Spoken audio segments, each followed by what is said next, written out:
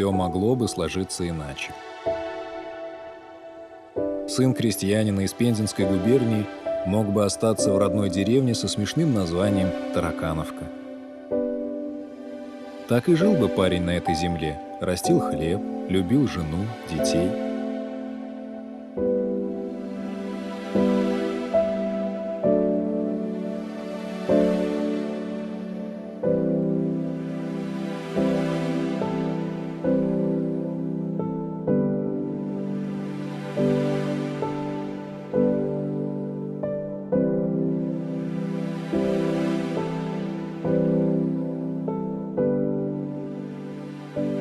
Мог бы он уже и в Казани закончить медресе Мухаммадия, и называли бы его почтительно Карим Хазрат или Карим Табиб.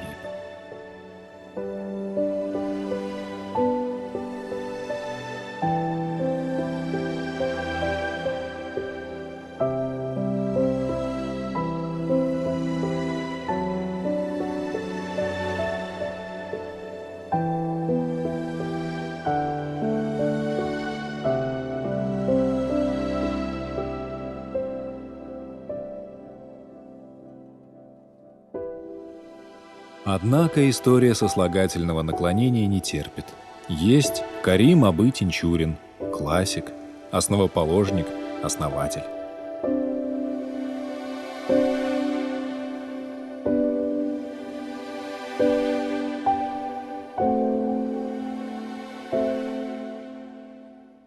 О нем говорил уже много лет спустя не менее знаменитый наш писатель Адель Кутуй, что именно Карим Тинчурин вместе с Габдуллой Кареевым были создателями Национального театра. И в этом нет никакого сомнения, говорил он. Потому что действительно Тинчурин – это легенда, я повторяю. Это человек удивительной интеллигентности. Он не заканчивал, как все первые наши актеры, ни институтов, ни театральных каких-то школ. Это самородок.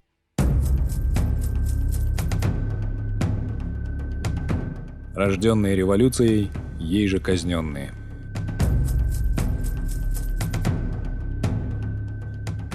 Вот он воспринял и Октябрьскую революцию настолько близко, настолько глубоко, поверил, что мир изменится.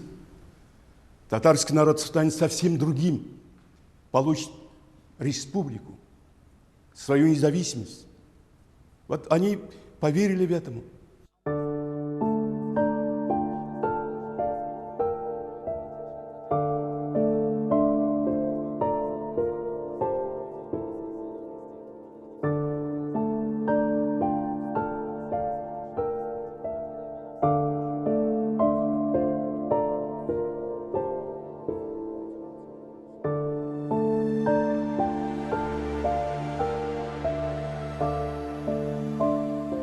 Целая плеяда гениев. Без них многое в Татарии просто не состоялось бы.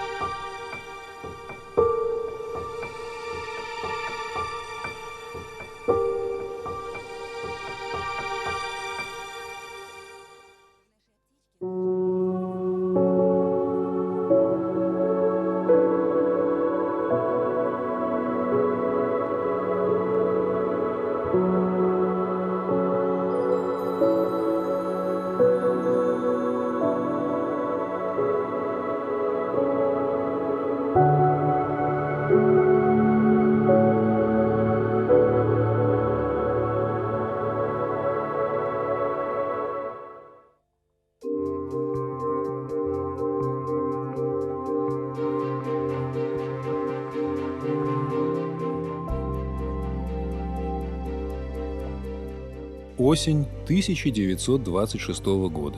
Народный театр имени Луначарского.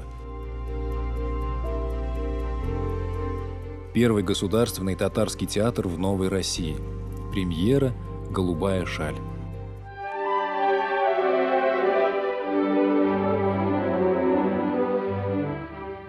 Автор сценария, режиссер и исполнитель одной из главных ролей Карим Тинчурин.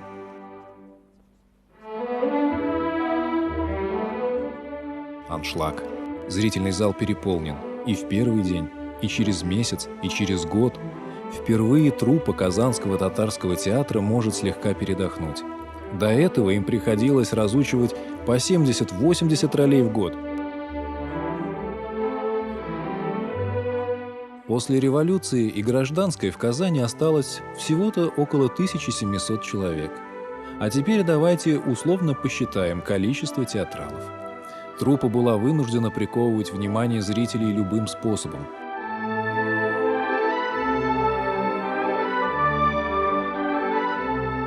Только в 1922 году театру придали статус государственного со всеми вытекающими отсюда дотациями. До этого актеры бедствовали. Они бездомные, они голодные, они холодные. У них денег, они постоянно на колесах. У них нет денег для того, чтобы купить билеты на поезд.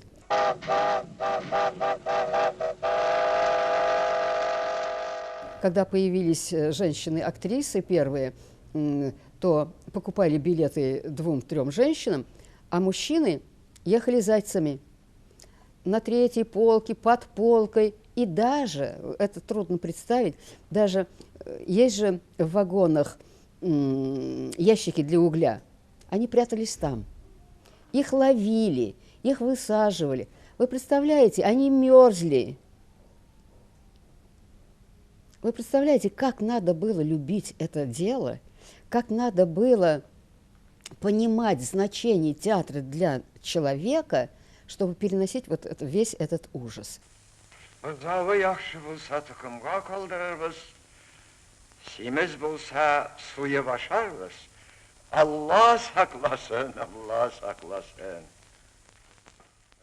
Успех «Голубой шали» искренне обрадовал Карима Галеевича. Наконец-то можно ставить не 80, а 11-12 спектаклей в год. Можно отказаться от суфлера. Актеры перестанут бояться забыть реплику и больше будут уделять внимание творчеству.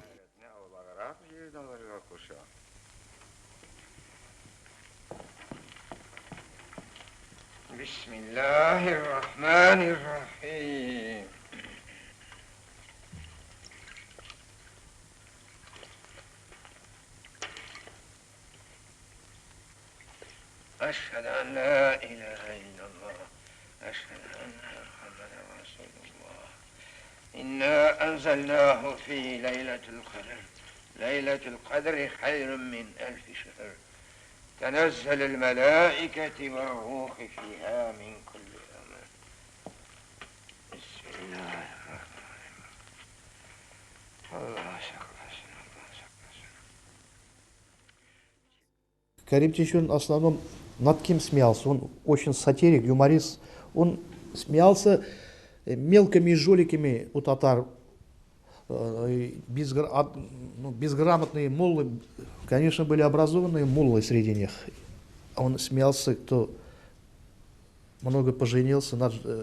Каждый раз муллы же у нас до 4 жен брали, потому что богатые были они, содержали 4 жен. Вот он над ними смеялся. Не оскорблял, любя смеялся.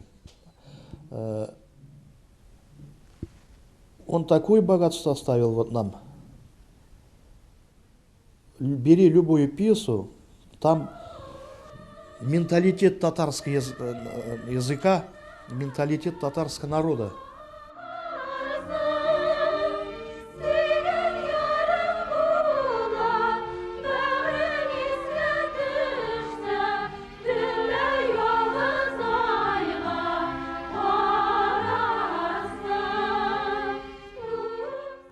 Настоящий талант в чем его? Конечно, народность. Хотел бы он, не хотел бы он народный все-таки. Просто народный драматург. Удивительный симбиоз вот получился в том отношении, что он нашел человека, который поверил ему, что можно создать тот произведение. Это называется музыкальная драма, музыкальная комедия. Этого никогда у нас не было еще. Он первый раз открыл этот жанр с Олеховым Сайдашевым. Вот когда они вместе сошли друг с другом, и получился тот величайший скачок. Nazim Papay'ın geceleri parti geçkine kirleniydi. Он был правдив настолько, что зрители видели в персонажах его произведений своих соседей, друзей, недругов. Вот одна из правдивых историй, рассказанных уже в наши дни. Когда я начал здесь работать в 2002 году, зашел старик, ему уже 87. Он такой с палочки зашел, говорит, вот я вас знаю, родом я из Арска, у нас в деревне вот Казамбаш. И он зашел и сказал, что пьесу «Кандырбуе» Карим Тинчурин написал как раз с Олег Сайдашевым вместе в этой деревне. Вот я, говорит, был тогда там, я еще молодой был, говорит, маленький, и как раз я начал поднимать документы и посмотрел вот эту пьесу, потом сопоставил с теми местами, где он писал. Оказывается, они жили там, и с Олег Сайдашевым вместе. И вот он там тогда и написал вот эту пьесу. И вот эта песня там есть «Кандырбуе», и она тоже, оказывается, написана была там. Когда я начал поднимать вот все историю вот этой пьесы, так скажем, и прототипов я нашел их, что там было написано, там начинается то, что с мельницей, все вот эта история. И как раз эта мельница тоже есть. Она была, но сейчас мельницы самой нету, а вот роща осталась от этой мельницы. Все вот эти места, они очень связаны, и мне вот мои родные края вот представились вообще в другом образе. Я потом начал приглядываться как-то вот так, как приеду туда и смотрю, вот оказывается, о чем было написано, вот оказывается, о ком было написано.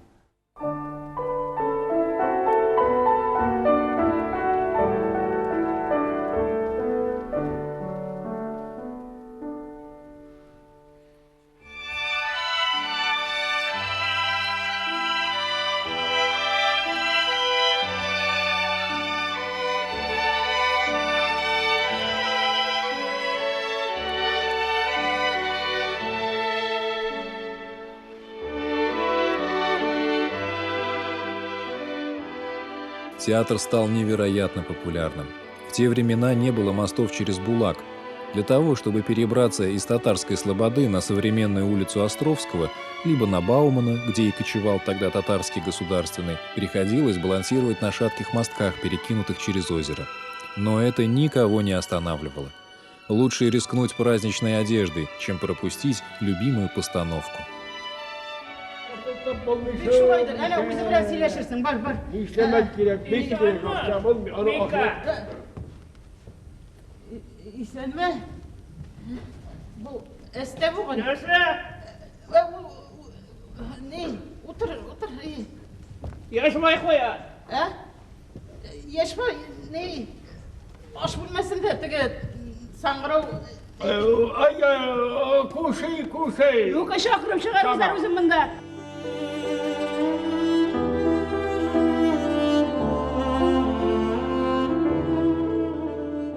И все же в 28 году Тинчурина увольняют из театра. Он уезжает в Астрахань, если бы он там и остался.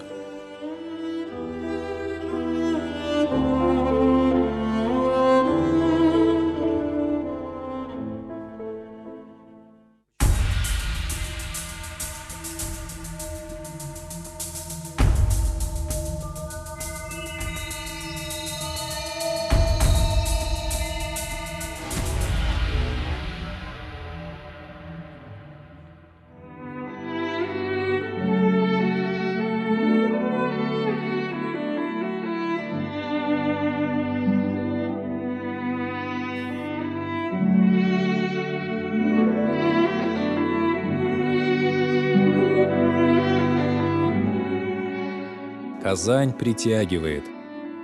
Он возвратился и вновь возглавил труппу.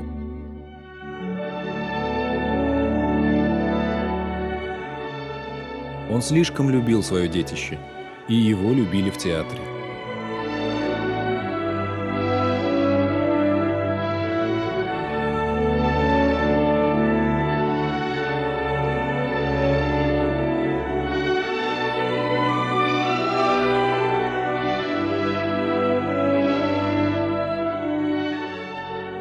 Тот, кто его любил, его же и предал. Шли 30-е годы. Победа социализма, встречи со школьниками, с крестьянами, съезды Союза писателей Российской Федерации. Ничто не предвещало начала конца.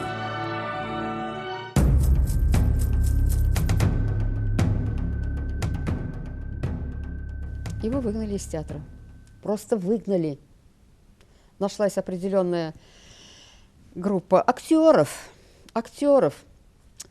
которые сочли, что он не может быть руководителем театра. Это актер, его обвинили в том, что он сам пишет пьесы, он сам ставит эти пьесы и играет в этих пьесах. Он действительно премьеры первый раз свои пьесы ставил сам. Поэтому определенное чувство, наверное, зависти.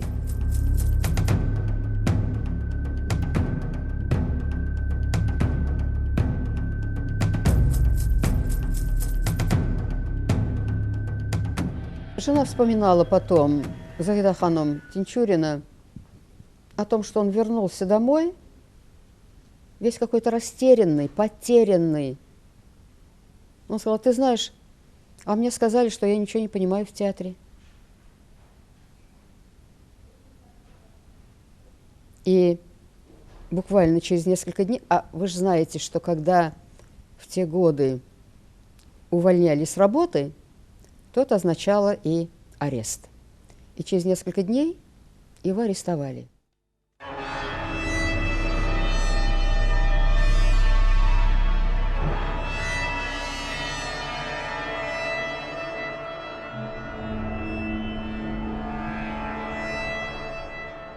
Его жутко пытали.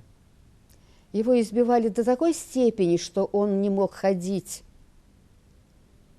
Его обвинили в том, что он японский шпион, что он пишет антисоветские пьесы. Ну и, естественно, требовали, чтобы он признался в этом. А он не признавался. И через год с небольшим, 15 ноября 1938 года, в 1:50 ночи его расстреляли. И вы знаете, вот в следственном материале, в следственном деле Тинчурина вот это такое ханжество, что обязательно надо было указать, во сколько часов он не только день, не только год, но час, минуты.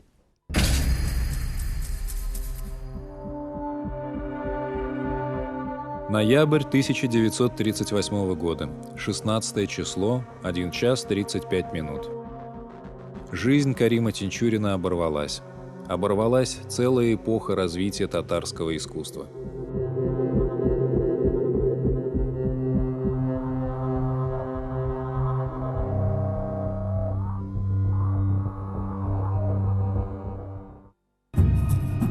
Фатхи Бурнаш и Карим Тинчурин расстреляны. Сайдашев отлучен от театра. Впереди Великая Отечественная, где погибнут Алиш, Кутуй, Жалиль и многие другие. А теперь самое страшное и самое светлое в этой трагедии.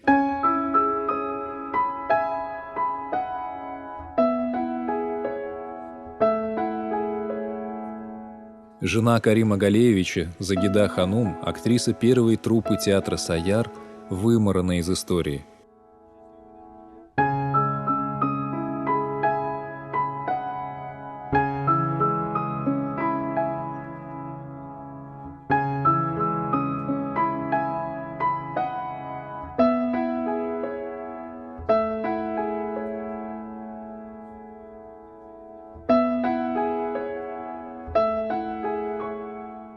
Вот две фотографии.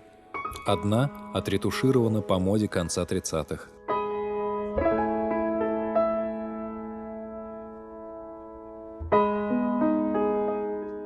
По счастливой случайности она надолго пережила мужа. Ее почему-то не арестовали, не расстреляли. Она могла и замуж выйти, и фамилию сменить, но эта смелая женщина предпочла лжи, гонения и голод. «Я жена Тинчурина», — гордо заявляла она при жизни. Эти же слова написаны на ее могиле.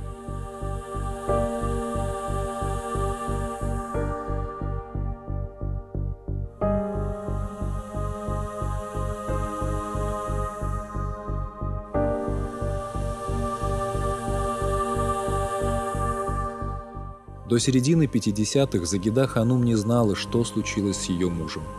Ей сказали, сидит без права переписки. Срок 10 лет. В 47-м заявили, умер в тюрьме. И только в 50-х, когда стали возрождаться его спектакли, она узнала правду. Убит, расстрелян.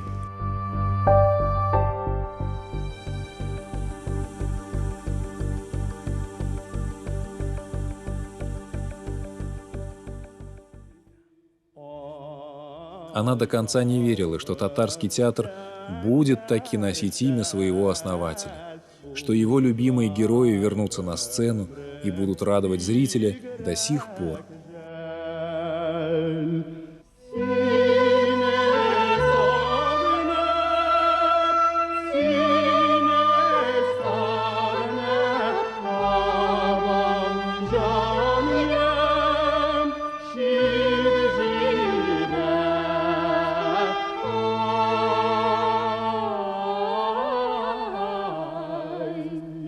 Тема, которая поднимается в этих спектаклях, она и сегодня, по сей день, до того актуальна. Никакой разницы, что сегодня, что это было где-то лет 50, 60 или 70 лет. Тема, которая поднята в спектакле, очень-очень актуальна. И поэтому, наверное, и спектакли идут, и народ принимает. Yüzüğünü aç ver. Yüzüğünü aç. İşanlar aldığında her nerseni aşarha kitap ruhsat ite farasan.